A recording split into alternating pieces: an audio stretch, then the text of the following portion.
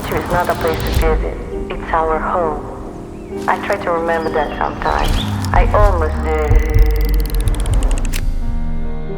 I see the sky, the wind moves through the trees, the leaves, patient. The ground seems alive, making its own quiet music. A melody only for those who know how to listen. And I try to. I really do.